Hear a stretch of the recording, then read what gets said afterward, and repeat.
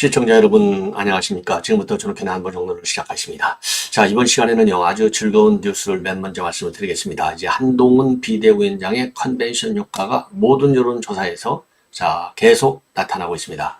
자, 이미 뭐 리얼미터 그리고 이제 알렌서치 이번 일요일 월요일 오늘 이제 목요일이죠.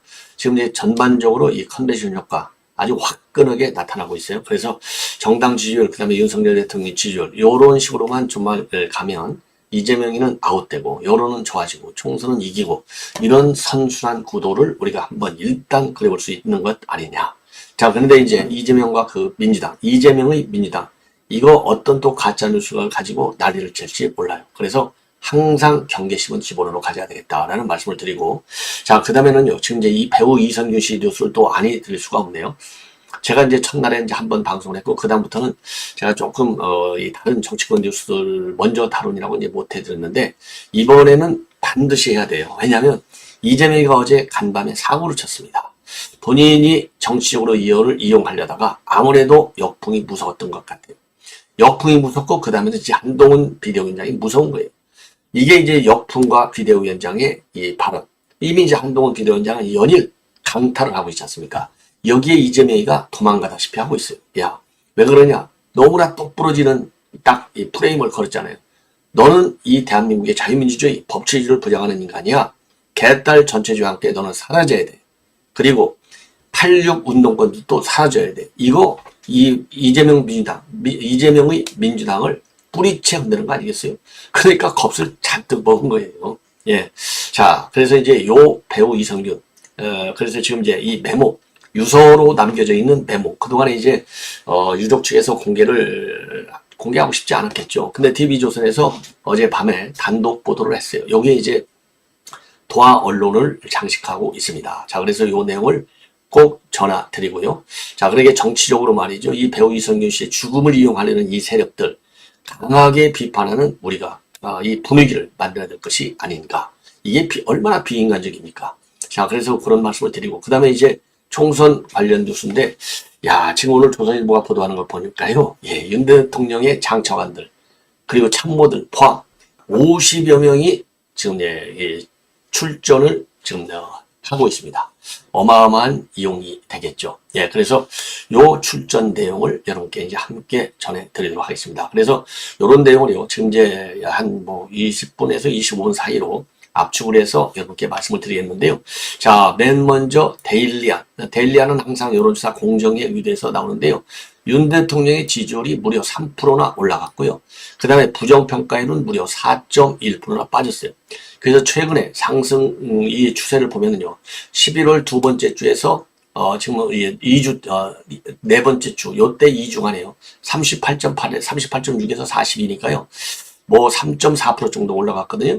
자, 그래서 그 이후로, 그러니까 11월 두 번째 주 이후로 가장 큰 폭으로 상승한 것이고, 그 다음에요, 지난 8월 이후로부터 보면 한 5달 만에 거의 최고치, 그러니까 이제 11월 넷째 주에 42가 갔을 때 거의 비슷한 최고치로 지금 끌어 올라가고 있다. 그리고 이 부정평가도요, 지난 8월 2주째에서부터 시작한다면 지금 최저치로 떨어지고 있다. 이 정도로 어마어마한 여론의 변화가 있다. 이렇게 이제 보여집니다. 자, 그래서 이 여론조사는요, 25일하고 26일 날, 이 여론조사가 있었거든요. 자, 25일, 26일 날 여론조사가 있었기 때문에 지난 21일 날, 이 비대위원장 가겠다 수락을 했고, 그리고 이제 26일 날, 이제 그 한동훈 비대위원장이 취임을 했지 않습니까? 딱 떨어지는, 그래서 이 컨벤션 효과가 확실하게 확인이 된 것이죠. 자, 그래서 이 전반적으로요 상당히 긍정적 효과고, 특히 의미 있는 것 중에 하나는 이제 서울 쪽에서 7.7% 그리고 충청에서도 3.5%가 올라갔다는 점이 의미가 있지 않나 이런 생각이 들고요. 그 다음에 연령대별로는요, 이 70대 이상에서는 59.3 그리고 30대는 긍정 부정평가가 각각 아주 47.5 대 48, 49.8 박빙입니다. 이외의 연령대에서는 부정평가가 50%를 넘어가고 있고, 긍정평가의 흐름, 아까 이제 말씀을 드린 대로 큰 흐름은 이제 그렇게 보시면 되고요. 30대가 최고만이 19.9, 그리고 40대가 6.6이 올라갔어요. 이거 굉장한 겁니다. 자, 그래서 요거는요, 한마디로 얘기해서요, 예, 그 긍정평가가 이제 반등해서 40%를 다시 회복했는데, 요거는 그 이제 우리 그 한동훈 이 효과가 반영된 것으로 볼 수 있다. 요렇게 이제 해석이 되는 대목이 되겠습니다. 자, 그래서 아주 이 퀴즈의 스타트다. 이렇게 이제 볼 수 있는 그런 상황이 아닌가. 이렇게 생각이 되고요. 그 다음에 이제 뉴스핌 여론조사를 말씀을 드리겠는데, 이 뉴스핌 여론조사는요, 지금 이제, 그, 뉴스핌도 이제 뭐 수시로 여론조사 하죠. 여기는요, 이 미디어 리서치를, 한테 의뢰해서, 지금 나오고 있는데, 연 4회, 연속 4회 상승을 하면서, 초반, 40% 초반을 보여주고 있습니다. 예. 그래서 42.6%로 긍정평가, 부정평가는 55%가 되겠습니다. 자, 그래서요, 먼저 윤 대통령 요거를 먼저 자세히 좀 보여드릴게요. 자, 그래서 이 긍정평가가 42.6, 4주 연속, 4번 연속, 그 다음에 부정평가는 55.0이 되겠습니다. 자, 이 정도로 해서 굉장히 이 개선이 되고 있는 그런 상황이 되겠습니다. 그리고 남녀 모두 당연히 이제 50%가 넘어가니까 부정평가가 5인데요. 예. 자, 이 정도는 이제 말씀을 드리는데, 여기 이제 미디어 리서치 대표에서도 이 한동훈 효과다 이렇게 이제 보고 있어요. 자, 그래서 이 스윙보터 세대의 30대에서 지난 조사보다도 긍정평가가 무려 9.1%나 상승했어요. 그리고 30대에서 부정평가는 3.2%가 하락을 했고, 그리고 이제 부울경에서 5.9% 상승을 했습니다. 자, 그리고요, 이 전반적으로 이렇게 보면은 지금 이제 지금 말씀드린 대로 이 두 가지 여론조사에서 한동훈 지금 비대위원장의 상승 효과를 우리가 눈으로 볼 수 있는 이런 상황이 됐다. 그래서 정당 지지율도 이 득표를 조금 이제 확대해 보면요. 자, 우리 국민의힘이 42.4, 민주당이 35.7로 나타났습니다. 자, 그래서 이 정당 지지율을 보더라도요. 특히 20대, 30대, 40대를 제외한 연령층에서는 확고하게 국민의힘이 지금 이제 이 지지층이 이제 늘어나고 있는 그런 상황이 되겠습니다. 자, 그리고요. 지금 이제 남성 국민의힘이 41.6, 민주당이 35.7, 여성은 국민의힘이 43.1, 민주당이 35.8입니다. 그리고 서울을 비롯한 수도권에서도요, 보수세가 우세합니다. 자, 그래서 미디어 리서치 하고요. 그 다음에는, 조금 전에 말씀드렸는데, 여론조사 공정, 이 두 개 여론조사 기관에서 윤 대통령의 지지율이 40%가 넘는, 그리고 상승 추세에 있다는 거, 그리고 수도권에서 확고하게 이기고 있다는 점, 예.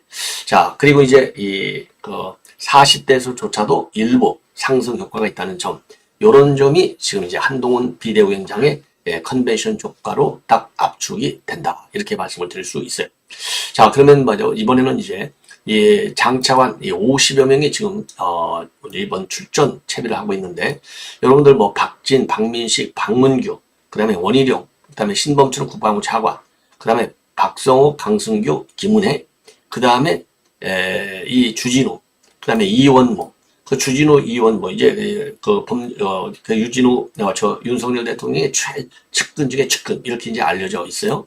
자, 이분들이 이제 출전 채비를 다 마쳤고, 그리고 이제 조선일보에서 이 명단을 아주 잘 정리해놨어요. 장창환 50명. 그래서 이거 쭉 한번 이름을 보시죠. 추경호는 대구 달성, 박진은 서울, 박민식은 영등포 을 험지, 정황근은 충남, 그 다음에 박문규는 경기 수원평, 원희룡은 인천 계양을, 조승환 해수장관은 부산, 이영은 서울, 김한섭은 강원도 원주 울. 그래서 지금 차관급도 5명이 최근에 임기 6개월 만에, 임기가 아니라요, 재직 6개월 만에 사퇴를 했다, 출마. 그래서 장차관급들이 거의 다 출마로 지금 동원된 거나 마찬가지예요.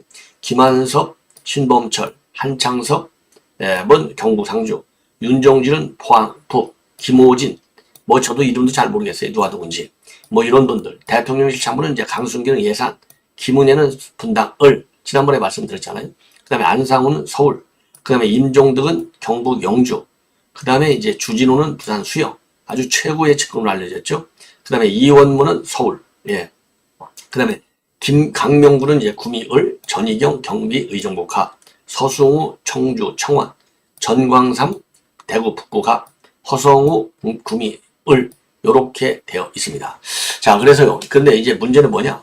요렇게 이제 많은 인원들이, 장차관들이 이렇게, 전부 이제, 출전을 하게 돼 있어요. 그런데, 자, 그동안 대통령도요, 참모들에게 뜻이 있으면 도전해보라. 이런 입장을 밝혔고요.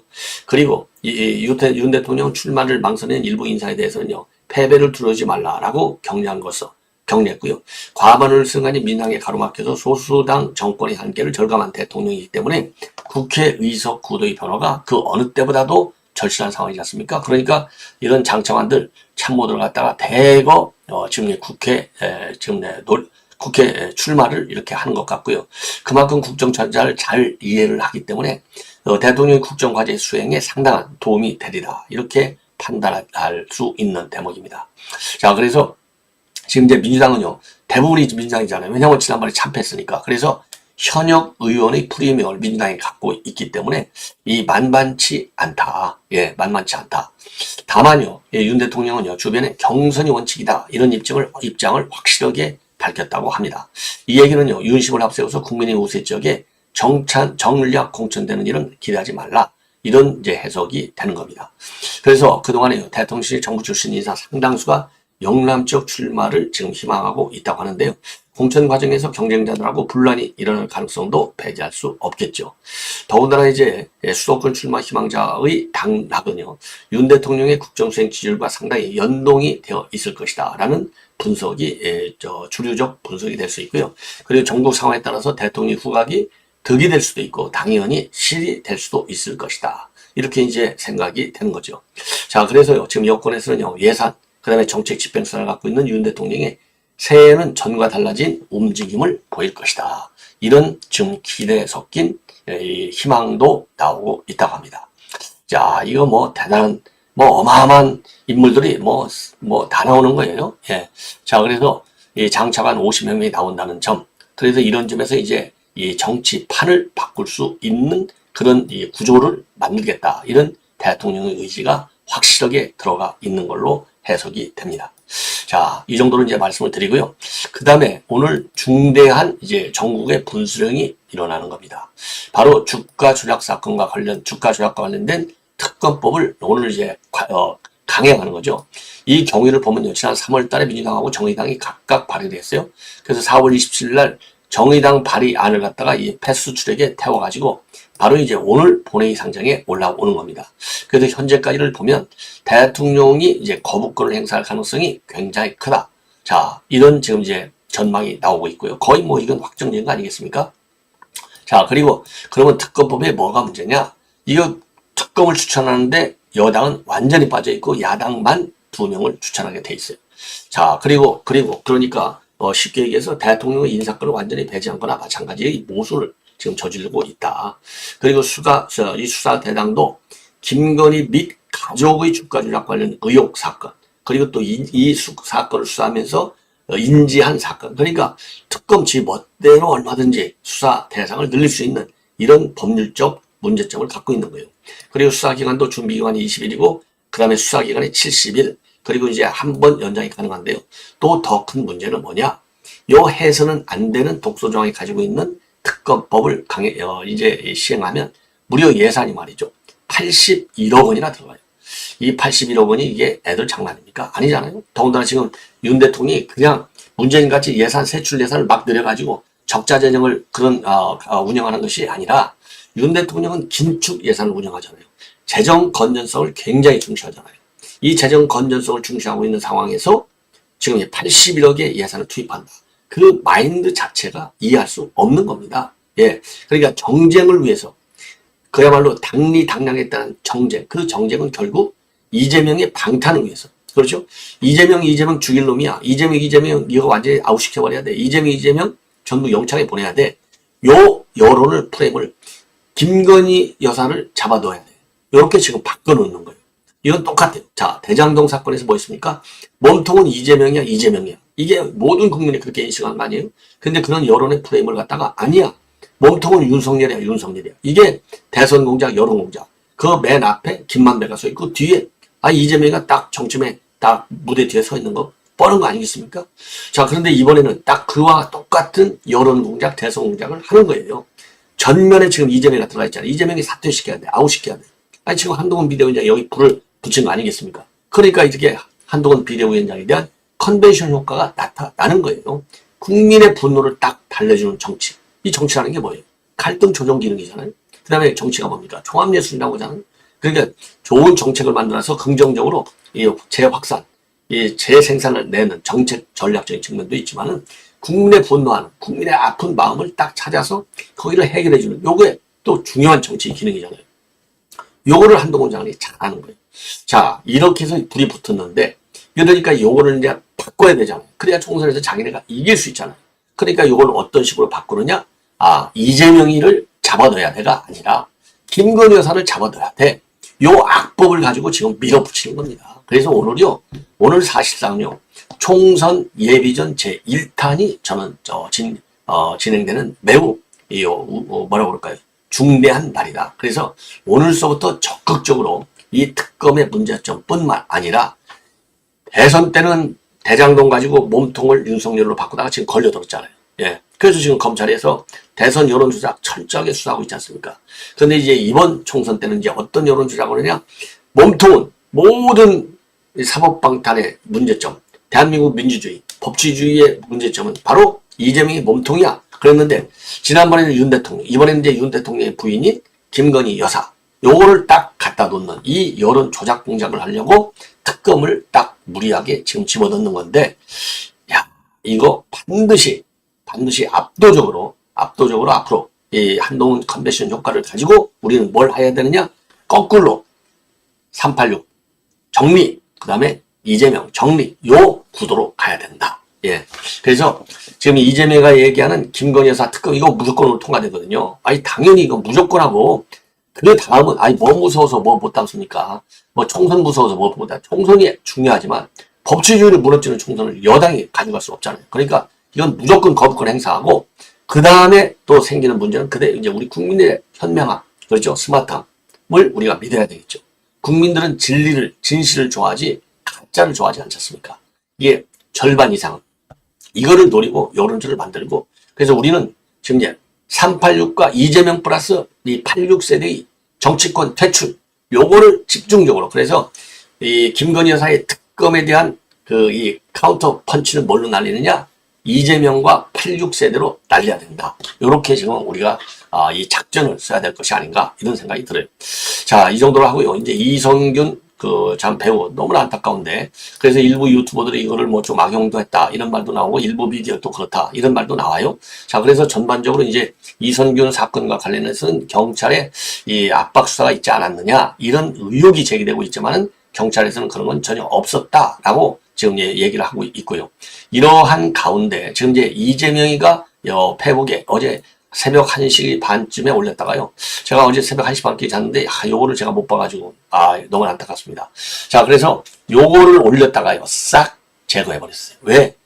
어제 조국과 개딸들이 이거를 가지고 이용해 먹었잖아요. 그래갖고, 이성균, 이 사망을 갖다가 조국하고 개딸들이 한동훈이 때문에야, 한동훈 비대위원장이 마약 수사 해야 된다고 하는 바람에 경찰에서 강압 수사했잖아. 그러니까 너 책임져. 요 구도를 나갔잖아요. 그러니까 지금, 배우 이성균 죽음을 갖다가 왜 한동훈이를 거기다 갖다 놓냐 이거예요.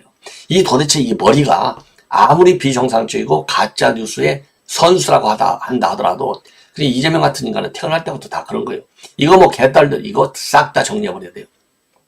그러니까 그 역풍을 맞아요. 조국도 마찬가지 같습니까? 근데 여기 이제 이재명이가 숟가락 하나를 더 얹어가지고 고 이성균님을 애도합니다. 범죄로부터 국민을 지키라는 국가 수사 권력에 무고한 국민이 또 희생되었습니다.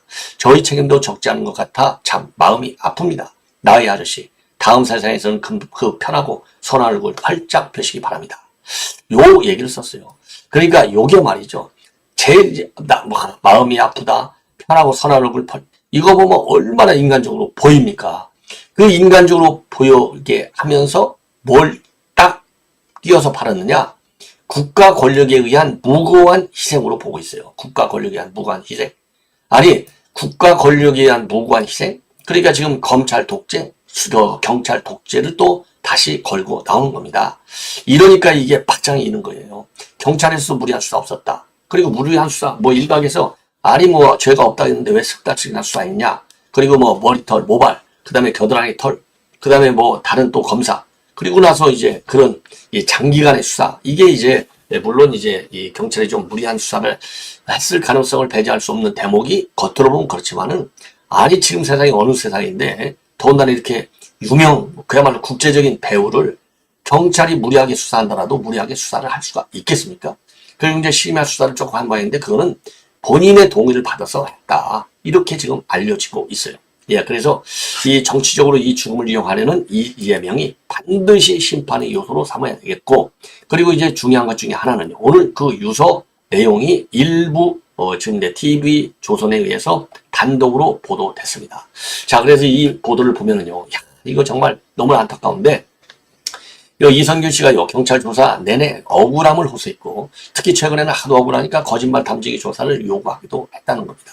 그리고서 이 유서에 뭐라고 써있냐면은 이것밖에는 방법이 없다. 이것밖에는 방법이 뭡니까? 극단적 선택 이외에는 내가 무죄를 주장할 수 있는 방법이 없다. 이렇게 유서 형식으로 메모를 남겼답니다. 그래서 아내 부인한테 어쩔 수 없다. 이것밖에 방법이 없는 것 같다.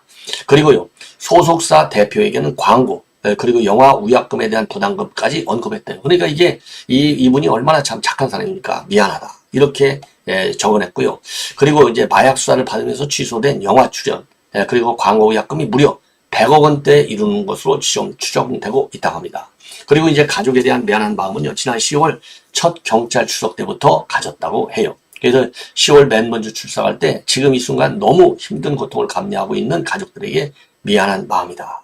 그리고 세 차례의 경찰 소환조사에서 주로 나는 수변제인 줄만 알았다. 마약을 투여했다는 증거는 유흥업소 실장의 진술뿐이다. 그러면서 억울함을 호소했고요. 그리고 숨지기 하루 전날에는 이 거짓말 탐지기로 조사해달라. 이러한 의견서를 경찰에 내기까지도 했다고 합니다. 자, 그래서 이 경찰의 강압수사 여부에 대해서도요, 철저하게 이거는 뭐 감찰하든 감사하든 해야 될 것이 아니냐. 그래서 이 억울한 죽음, 검찰 수사할 때도 이 생명을 끊는 분들이 참 많은데 참 너무나 일단 안타깝다라는 말씀을 드리고, 이러한 가운데요, 이성균 빈소에는요, 그야말로 유명 연예인들 또 영화 배우들 이런 분들의 추모 행렬이 그야말로 줄을 잇고 있고, 그리고 이성균 이 배우한테 5천만 원을 뜯어낸 여성이 영장 심사에서 노쇼한 뒤 도망을 갔어요. 도망갔는데 하루 만에 붙잡혔다고 합니다. 야, 참 별게 다 있어요. 이런. 그래서 지금 이제 이성균 씨한테 이 5천만 원을 뜯은 혐의를 받고 있는데, 그럼 이제 이성균 씨는요, 이번 사건과 관련해서 협박당했다. 그리고 3억 5천만 원을 뜯겼다. 그래서 이 A씨, 다시 잡힌 A씨하고 유흥업소 실장 B씨를 공갈 혐의로 고소를 한 바 있습니다. 자, 그리고요, 그리고 지금 이제 이성균 씨가, 배우 이성균 씨가 이제 일부 유튜브 그리고 소셜미디어에서의 마녀 사냥, 요것 때문에 심리적인 한계 상황에 몰려들었다. 이런 얘기가 지금 전문가들 사이에서, 그러니까 공개 소환을 연이어서 하고 있고, 악플로 이 이미지가 이제 실추되면서 상당히 심리적 한계선을 내몰렸고, 자, 그러다 보니까 이 길밖에 없다. 그래서 이런 극단적 선택을 한 것이 아니냐. 요렇게 이제 이 전문가들이 지금 보고 있어요. 자, 그래서 지금 이제 법조계에서 나오는 얘기를 보면, 인터넷에 이 정도 미확인 정보들이 확산되고 구체적인 통화 내용 등을 확보했으면 이성균 씨를 보호하기 위해서라도 경찰은 빨리 신병 처리를 했어야 한다. 그래서 결국 망신주기 수사라는 비난을 피하기는 어려울 것이 아니냐. 예. 자, 그래서 지금 이제 이 법조계에서도 이런 얘기가 지금 나오고 있고요. 그 다음에는요, 지금 이제 이런 이성균 씨의 이제 이 극단적인 선택이 결국은 커리어의 정점에서 연기 인생을 마감한 거, 이 부분이 지금 연예계에 상당한 충격을 주고 있다. 이런 지금 보도가 주로 나오고 있습니다. 자, 그래서 이 정도로 해서요, 오늘 이제 이 본 방송은 마무리하고, 계속되는 저의 방송 여러분들의 많은 시청을 부탁드리겠습니다. 대단히 고맙습니다.